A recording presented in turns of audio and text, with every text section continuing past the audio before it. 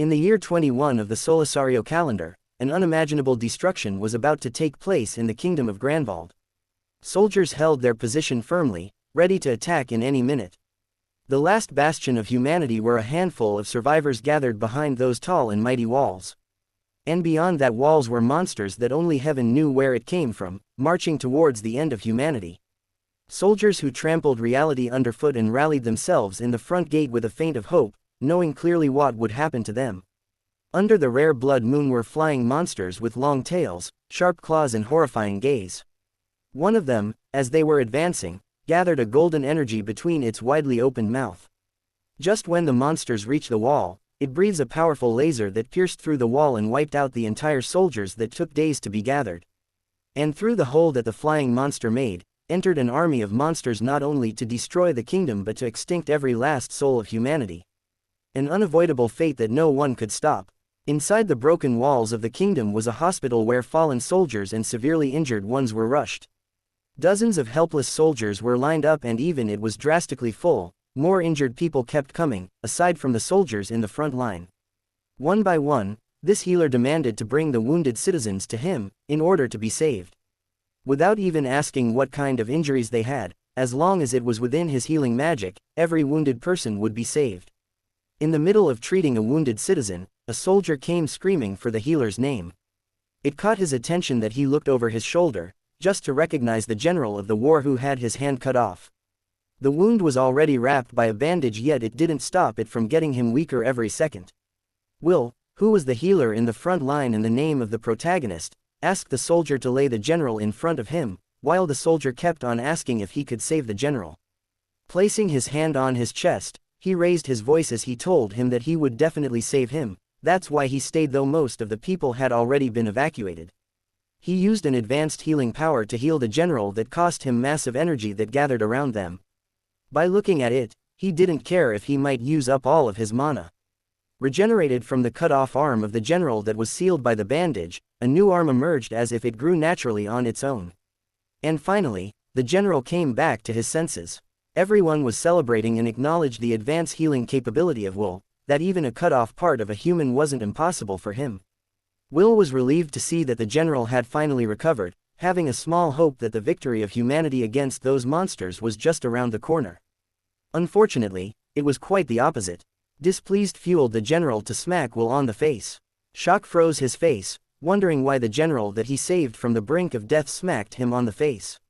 Furious, he yelled at them to shut up, jaw tightened with a deadly glare that could kill anyone that would meet it.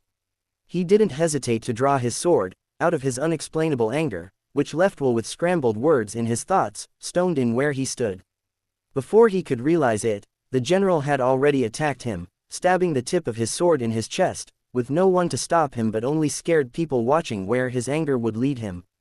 Eyes bawling out in anger with brows furrowed in ridden madness on his face, screaming that it was Will's right hand that healed his arm and wouldn't let him die. Will cried out, body trembling in pain because of the general's sword that cut deeper, while he yelled that he didn't know anything about the despair of facing those monsters, when all he did was heal from the rear.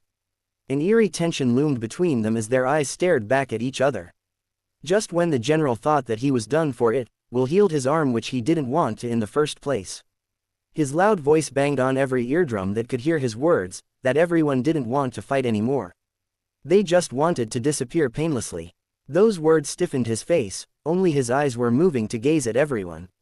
No one in that place wasn't injured, and all of them were hopelessly recovering. Realization hit his thoughts like a boulder, pointing that all his actions to save as many people as possible were pointless, seeing a view of acceptance in defeat and extinction. Pulling out the sword from his chest, gathered his shit together, as he listened to the general complain that he was done suffering because of his endless healing. Considering that humanity was going to perish no matter how hard they struggled. If Will wanted to fight, he had to do it himself. Will freaked out, screaming that healers couldn't use offensive magic, and without the general, the remaining place had been long doomed with monsters. Another unexpected massive attack from the flying monster that burnt the remaining safe place of the survivors. It was the place where Will was healing the injured citizens. The strong impact blew Will to a cracked wall while pieces of the broken wall fell in front of him, blocking the only exit and entrance of the hospital. He witnessed how the general was buried by the broken walls, blood gushing from his head and coughing blood. He stuttered to tell him to run until another stone came flying that smashed his face on the ground. Landed before him was a dangerous red dragon. Fangs and teeth were huge and sharp, with eyes that were willing to eat humans alive.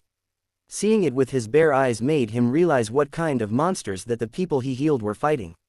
It was beyond unimaginable. It wasn't the horror of seeing a monster that trembled him, it was the guilt that he spent learning healing magic only to get wasted in the battlefield. Even though he had a natural talent for healing, even though he was acknowledged by the king as the world's greatest healer, he should have fought with his own hands as well. Without thinking of what might happen to him, he charged towards the dragon with nothing but a scrap of stone in his hand. He gathered all of his strength to stretch his arm, gritting his teeth and shooting deadly gaze at the dragon, ready to launch an attack that wouldn't even scratch the scales of the dragon. Before it would even happen, the enormous mouth of the dragon was already widely open, loudly roaring as he was about to devour the healer. While his grieving mind was wishing if only he could go back in time and mastered offensive magic instead of healing. Droplets of blood dripped from the mouth of the dragon in the midst of nothing but darkness. Until it reached a border where a fresh droplet of water was about to drop. The dripping blood was replaced with a fresh liquid dropping from nowhere and fell on a limited amount of water that splashed the surroundings. Just then, a familiar eye slowly opened, as if waking up on a normal day of morning.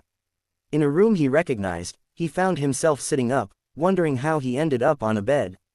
Windows were open, flashing sun rays to his scrambled thoughts. A letter was found on his bedside table, perhaps his instincts told him that it was an admission letter. If he had an admission letter on that day, it probably meant that he came back in the past. Those thoughts freaked the nerve out of him, just when a sweat broke on his face. It couldn't be real. Dashing towards the crowded people where audible chatting could be heard and a woman buying groceries with her kid, it instantly hit him. He came back 5 years in the past where he would later become the world's greatest healer. Confusion still juggling in his mind while staring at the admission letter on his hand, no thoughts on what happened. However, if his dying wish had been granted, then he knew exactly what to do. Crumpling the paper in his palm, he was determined to be enrolled in Schwarz Academy, where offensive magic was the specialty, despite his natural healing ability. Healers couldn't use offensive magic, and that was the common knowledge for any mage. One of Will's goals after returning to his past was to break through that barrier. And since he had his memories from his past life and healing magic that he mastered, he should be able to change the future by making full use of it.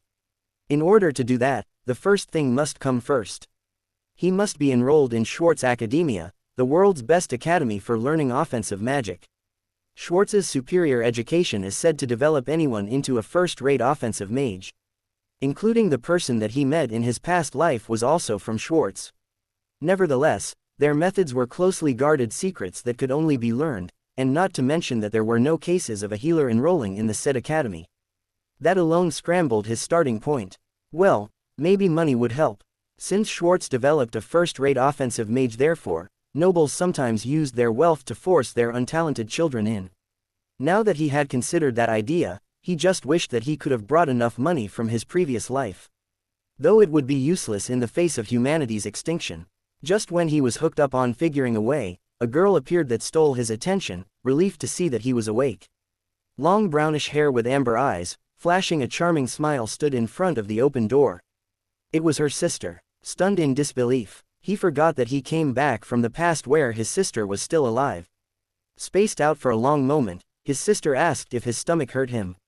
He quickly replied that he just got something in his eyes and greeted her anyway. While staring at his sister's beautiful smile, he should be able to prevent the tragedy that happened to her with his healing magic, and save those people that he couldn't save.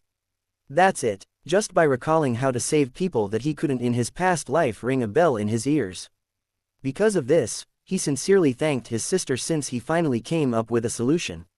Curious of his strange actions, his sister asked him what he meant, but instead of answering, he only told her that he would be heading out, and promised to tell her when he came back. The Magic Academy Alliance was an organization that oversees the magic academies in the kingdom and made all decisions regarding magical education. During that time, the Alliance's chairman was serving as the headmaster of the Schwarz Academy. However, from a certain point, the chairman suddenly stopped showing up at the Alliance. It was because he was constantly attending to his granddaughter's illness. Regrettably, the healing magic of that era couldn't cure her illness, and eventually, his granddaughter died. That's what happened in his previous life. As the light of the moon reflected the room and the cold wind smoothly blew the curtains, Will appeared on the window frame, boldly asking the chairman to let him handle the task of healing his granddaughter. With no doubt, the chairman quickly recognized him as the scholarship student from Hylic. Will jumped over the window while being surprised that the chairman knew him. In fact, Will's exceptional healing magic was famous throughout the Alliance except for the fact that he was the type to come in through the windows. Embarrassment struck his face. Probably his old self wouldn't do something like that, but since he already died once that he had become bolder. Back in his cool, he confidently declared that he could cure the illness of his granddaughter. He went straight to the point, sensing that there wasn't enough time for her. Stabbing cold stared to his face, the chairman directly asked for his intentions. First things first, the chairman must grant him permission to cure her illness, considering that the disease had progressed more than he had anticipated. If another minute would be wasted, it would be the end of her. An intense piercing glare dominated the rising tension of the silence. One eye was showing determination while the other was trying to get through in his thoughts. And since they were running out of time, the chairman gave in and granted him permission. It was a relief for Will. Regardless of the granted permission, his intense glare was clearly showing that he would absolutely kill Will at the slightest wrong move he would make. As expected for an offensive Magic Academy headmaster. Long breath to calm himself in order not to get affected by that terrifying glare, otherwise he wouldn't be able to cure his granddaughter as promised. Her palm and cold hand was lifted by him, gently placing his hand at the back of her hand. And with that, his hand glowed with green aura, the same aura he had in his previous life.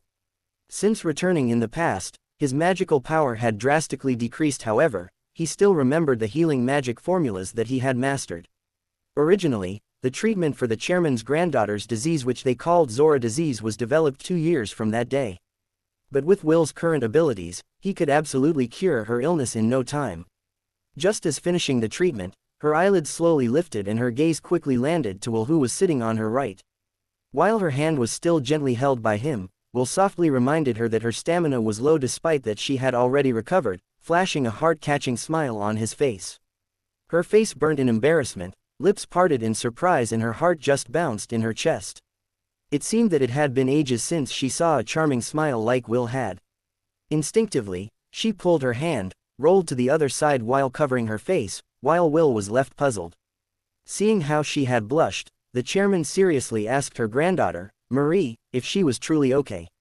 Responding with sparkling eyes and dazzling smile, she confirmed that she had felt good, wondering when was the last time she had felt that good.